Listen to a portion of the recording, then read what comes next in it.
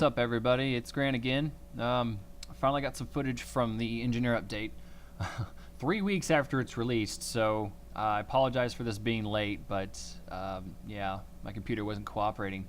So, needless to say, everything is very interesting. So, like, you can see my gameplay here.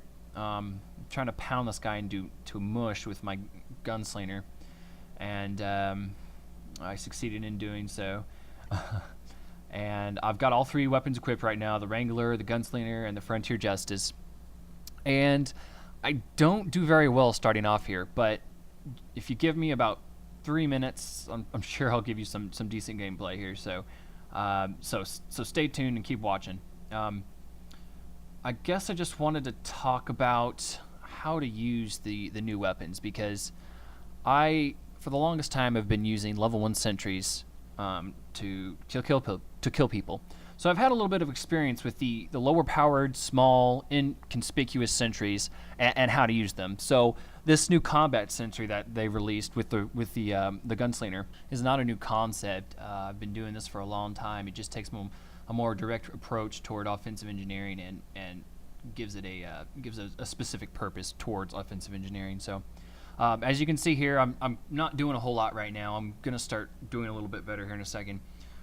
The basic thing that you need to do when you're using these level 1 sentries is to not stick them right in front of the enemy, because they're gonna get torn to bits pretty quickly. So as you just saw there, I stuck that little level 1 sentry in a corner where you can't really see it unless you're right on top of it.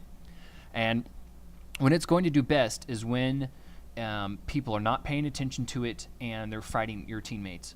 So if it's just your sentry against, say, a soldier or a pyro, you're probably going to lose. Lose the sentry, I mean. So that's the first key, is to just put it around a corner. Don't put it out in the open where it can get shot, and try to find a good corner to where people will run into it right as they round the bend there. The other thing is, if you don't have a bunch of teammates around to distract the enemy players, then just flank. You'll want to put your sentry on one side of where you're expecting them to be, and then you'll be on the other side. So you'll have basically fire coming from both directions and hitting them at the same time.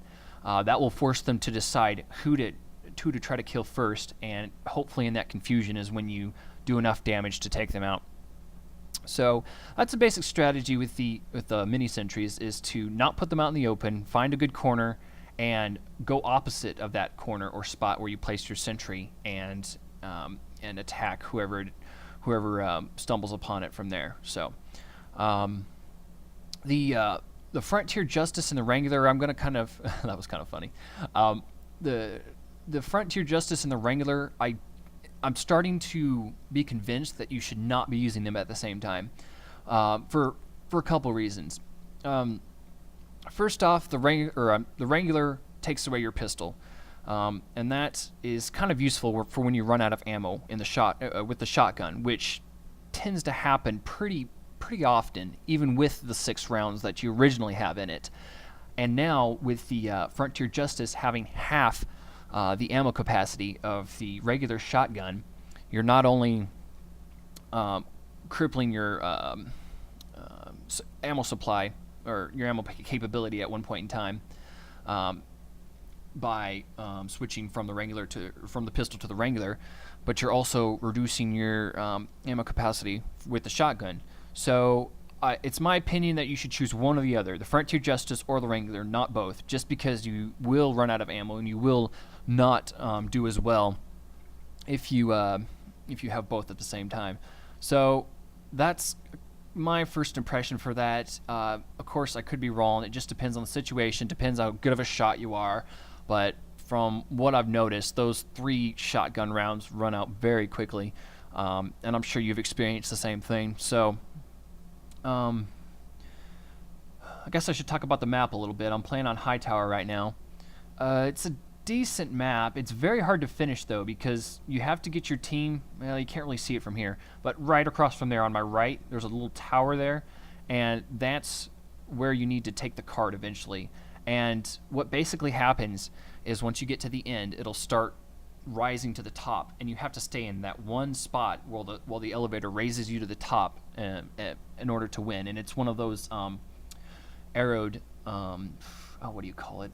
I don't know the term for it on this payload map, but it's those arrows at the bottom of the map on the payload map at the very bottom of the screen there. The arrows that are pointing away, if you don't push the cart past those arrows, then it'll pull it back to the previous point. So basically, I'm sure you all know what I'm talking about, but basically it just means that you have to keep, you have to stay on the cart until it goes all the way to the top of the elevator, or else you have to start all the way over again. So that in itself is annoying, and I've played several games to where I just have not been able to do that, and it's very frustrating because you almost get to the top, and then someone shoots a crit rocket up there, or shoots a stick grenade up there and kills like 10 people, and it's just annoying. So, but it's not a bad map. Go check it out. Just to see what it's like. So yeah, Frontier Justice is kind of cool. I already mentioned that with the Wrangler, but individually, it's not a bad gun, not at all. I tend to either not get any revenge crits at all, or to get too many to where I don't even use them. That's one problem I see with it, and I really miss the full 6 rounds I get with the regular shotguns. So that's it for now. Be sure to subscribe and like this video if you enjoyed it, and I'll get back to you guys next week.